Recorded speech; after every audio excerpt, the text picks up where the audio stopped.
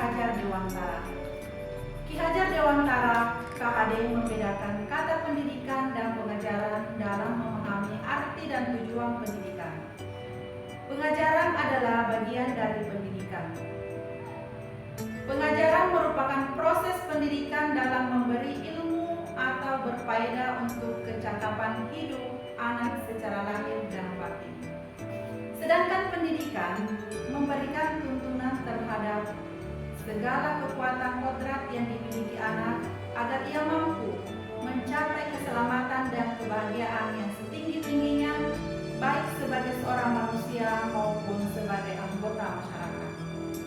Jadi, KHD berpendapat bahwa pendidikan dan pengajaran merupakan usaha persiapan dan persediaan untuk segala kepentingan hidup manusia, baik dalam kehidupan bermasyarakat maupun hidup berbudaya dalam arti yang seluas-luasnya. Pendidikan adalah tempat persemaian benih-benih kebudayaan dalam masyarakat. KHD memiliki keyakinan bahwa untuk menciptakan manusia Indonesia yang beradab, maka pendidikan menjadi salah satu kunci utama untuk mencapainya. Pendidikan dapat menjadi ruang berlatih dan bertumbuhnya nilai-nilai kemanusiaan yang dapat diteruskan atau diwariskan. Pendidik itu hanya dapat menuntun, tumbuh atau hidupnya kekuatan kodrat yang ada pada anak-anak agar dapat memperbaiki lakunya. Hidup dan tumbuhnya kekuatan kodrat anak tersebut. Pendidikan sejatinya menuntun anak mencapai kekuatan kodratnya sesuai dengan kodrat alam dan kodrat zaman.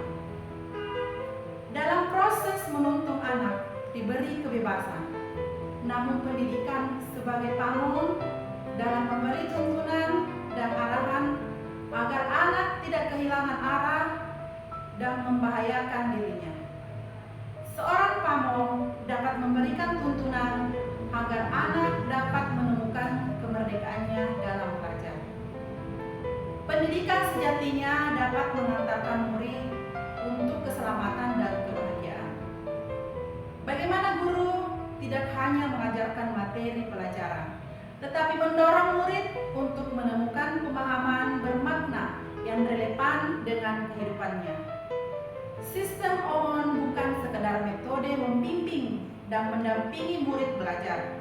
Lebih dari itu, sebagai guru, kita diharapkan memiliki mindset AMON terlebih dahulu sebelum memperhatikan metode AMON.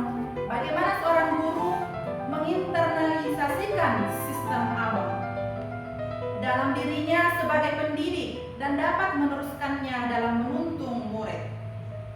Apa itu Merdeka Belajar? Merdeka Belajar adalah sebuah program yang digagas oleh Kementerian Pendidikan, Kebudayaan, Riset, dan Teknologi sebagai upaya untuk bebas berpikir dan bebas berekspresi.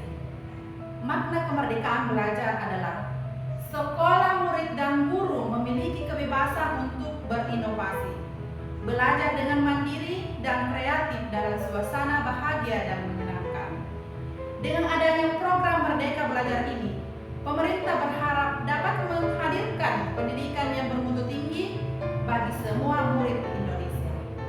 Selain itu, program Merdeka Belajar juga memiliki beberapa tujuan, yaitu membangun suasana belajar yang lebih menyenangkan bagi guru dan murid, memberi keleluasaan pada sekolah dalam mengadakan penilaian dan penerapan kurikulum sesuai dengan kondisi sekitar, memenuhi kebutuhan peningkatan sumber daya manusia dalam menghadapi era revolusi industri 4.0, menciptakan murid yang berjiwa merdeka serta tidak merasa dikekang oleh ketentuan dan peraturan dalam pembelajaran sehingga mereka dapat menemukan potensi dan kemampuan diri masing-masing.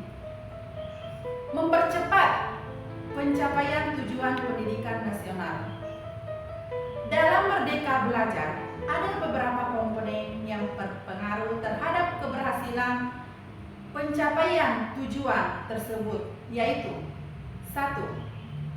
konstruktivisme berkaitan dengan cara murid membangkitkan pengetahuan yang sudah ada dan diharapkan akan memudahkan mereka dalam menyusun suatu konsep. Dari konsep tersebut, murid dapat saling berbagi dan mempraktikkan pengetahuan yang dimiliki untuk mendapatkan pengalaman nyata.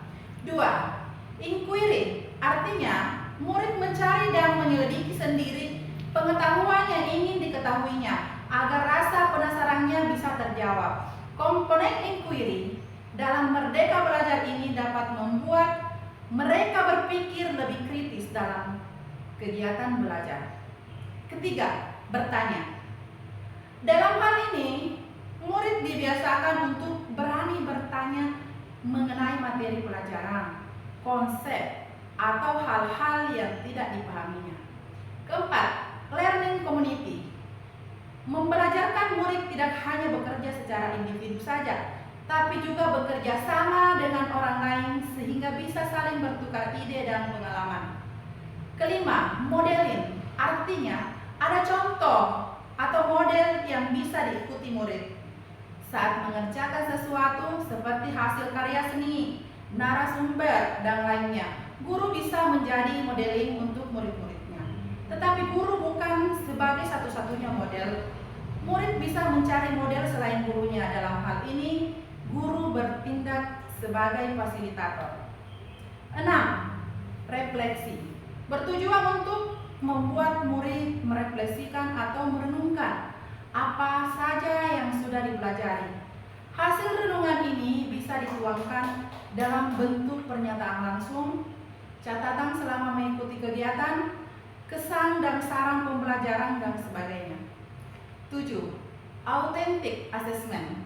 Pengetahuan dan keterampilan yang telah dipelajari murid akan diukur dan dinilai. Penilaian atau authentic assessment ini bisa dilakukan secara berbeda-beda, tergantung jenjang pendidikan siswa. Dalam program Merdeka Belajar, guru dituntut untuk lebih aktif sebagai pelopor kesuksesan dan dapat mewujudkan Merdeka Belajar dalam proses pembelajaran. Salam dan bahagia.